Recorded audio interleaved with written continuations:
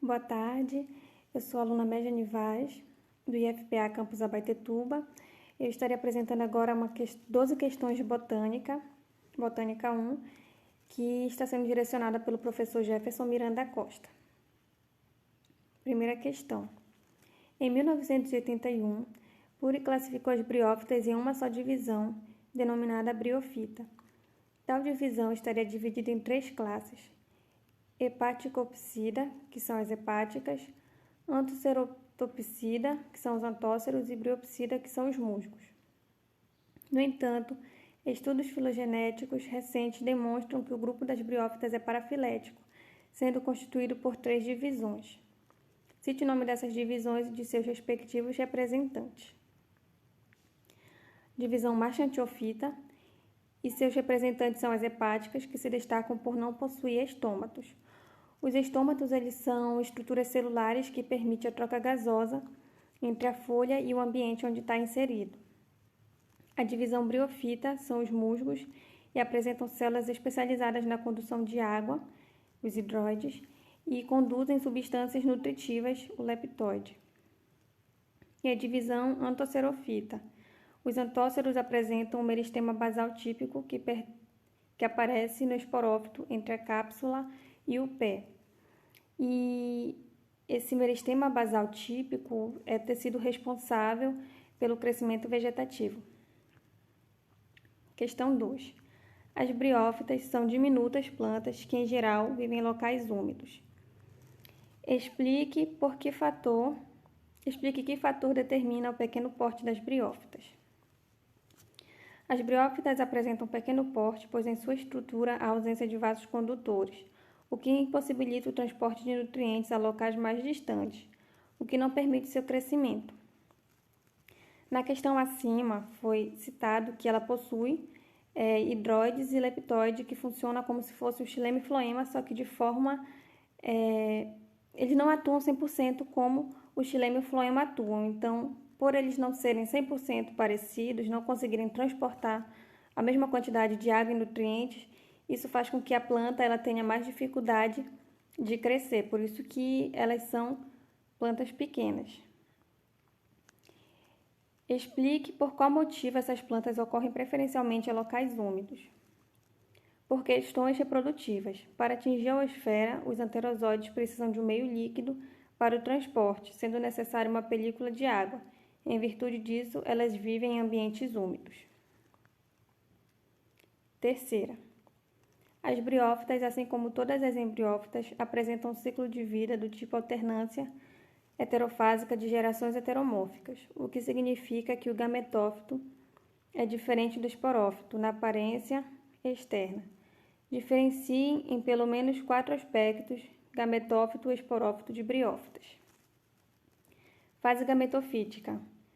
Eles são haploides, é sexuada tipicamente, mas pode haver reprodução assexuada também. É produtora de gametas, não por meiose, e é a fase mais duradoura do ciclo de vida. E já a fase esporófica, ela é diploide, assexuada, produtora de esporos, que no caso é a meiose espórica, e é a fase efêmera do ciclo de vida, ou seja, a fase mais rápida do ciclo de vida. Quarta questão. Diferencie os musgos de briófitas listado abaixo, os grupos de briófitas listado abaixo, em no mínimo 5 aspectos. Aí ele pede a diferenciação entre musgos e hepáticas. O musgo. O cauloide é prostrado com ramificações laterais, com esporófito ao longo do eixo ou dos ramos e de crescimento ilimitado. A hepática, ela já apresenta o gametófito com simetria bilateral, é prostrado e o rizóide unicelular, e apresenta esporófito pequeno. A diferença entre musgo e antócero. Os musgos, eles sempre são folhosos, diferenciados em caulídeo e filídeo, com rizóide multicelular, e desenvolvem-se por protonemas. Os protonemas são estruturas talosas resultantes da germinação dos esporos. E o antócero, ele sempre taloso, rizóides unicelulares, em forma de roseta com ramificações dicotômicas, que podem ser unissexuadas ou bissexuadas. a diferença entre hepáticas e antóceros. Pode ser talosa, a hepática pode ser talosa ou folhosa. Os talos são diferenciados em caulídeo e filídeo, e a maioria não se desenvolve a partir de protonemas. Já o antócero, ele apresenta cavidades internas no gametófito, e essas cavidades elas são habitadas por cianobactérias. Elas têm estômato na superfície e têm um elo evolutivo com as plantas vasculares. Questão 5. Em relação à divisão briofita, diferencie musgos acrocárpicos de musgos pleurocárpicos. O acrocárpico, o caulídeo do gametófito é ereto, sem ramificações laterais, em forma de roseta ou tufos, com esporófito no ápice do caulídeo. E no pleurocárpio, o caulídeo é prostrado, com ramificações laterais, com o esporófito ao longo do eixo ou dos ramos e de crescimento ilimitado.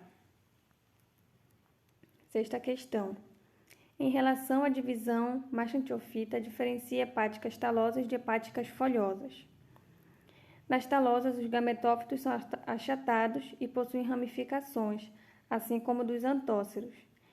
E já nas folhosas, os gametófitos são diferenciados em estruturas semelhantes a caules e folhas, como nos musgos. Sétima questão. Em relação às briófitas com gametófito folhoso, diferencie musgos de hepática folhosa.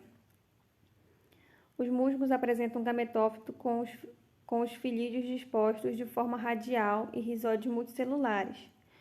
O esporófito possui cápsula normalmente esférica ou cilíndrica com cobertura, que é conhecida como opérculo, onde estão presentes fiadas de dentes, que são o peristoma, e que ajudam na dispersão dos esporos. As hepáticas folhosas elas possuem filídeos, que são as folhas, quase sempre com nervura central. Apresentam gametófitos com simetria bilateral e prostrada e com rizóides unicelulares. Questão 8. Em relação às briófitas com gametófito taloso, diferencia hepáticas talosas e antóceros. As hepáticas talosas não apresentam filídeos, e o seu gametófito é aplanado e dicotomicamente ramificado. Quando a gente fala dicotomicamente, a gente está querendo falar que de um eixo da planta ela vai bifurcar, dando origem a outros ramos. E o antócero ele é apresentado geralmente em forma de roseta com ramificações. Questão 9, Amabis e Marto, 2004.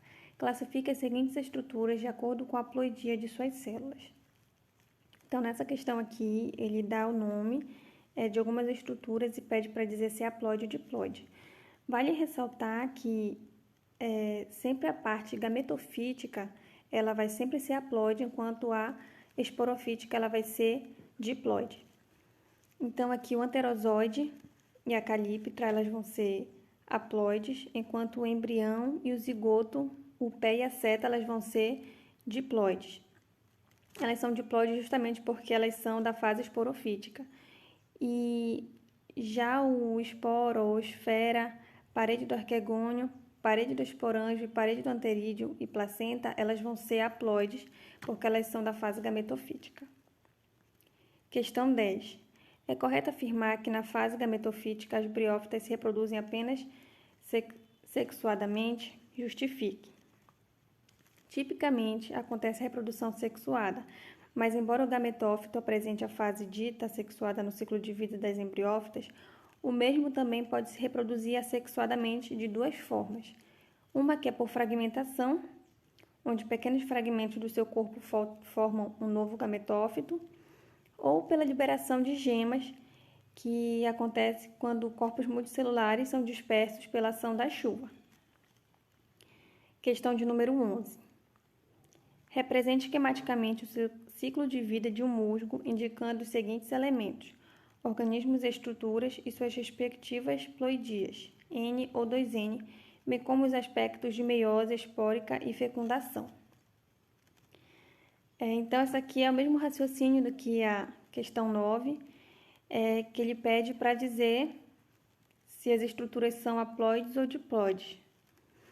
E aqui, o esporófito e o esporângio, eles são diploides, A meiose espórica ela é haploide. Os esporos, o gametófito, o gametângio, o anterídeo, o arquegônio, os gametas e anterozoides e osfera, elas são todas haploides. E o zigoto ela é diploide, que o zigoto já é o resultado da fecundação do anterozoide com a osfera. Então, ele já é diploide 2N. A última questão, faça um desenho esquemático de um musgo acrocárpico.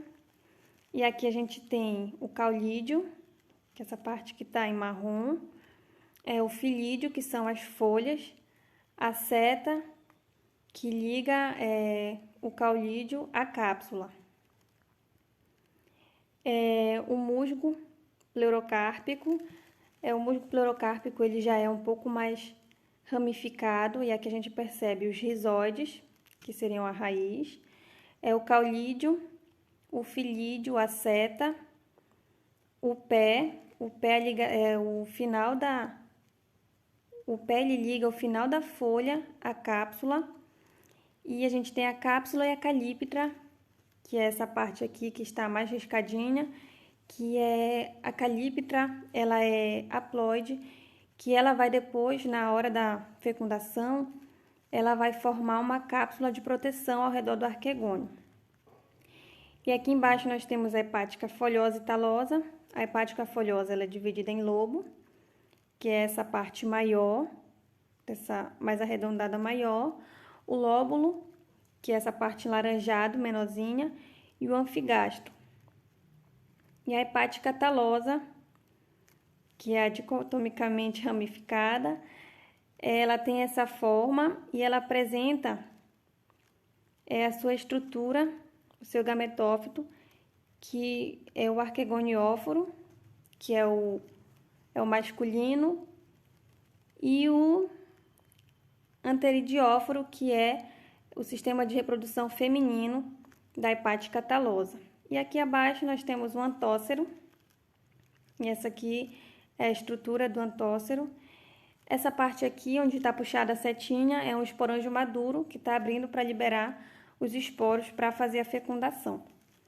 Então, essas eram as questões da atividade de Botânica 1, e eu espero que vocês possam ter entendido alguma coisa. E é isso, obrigada.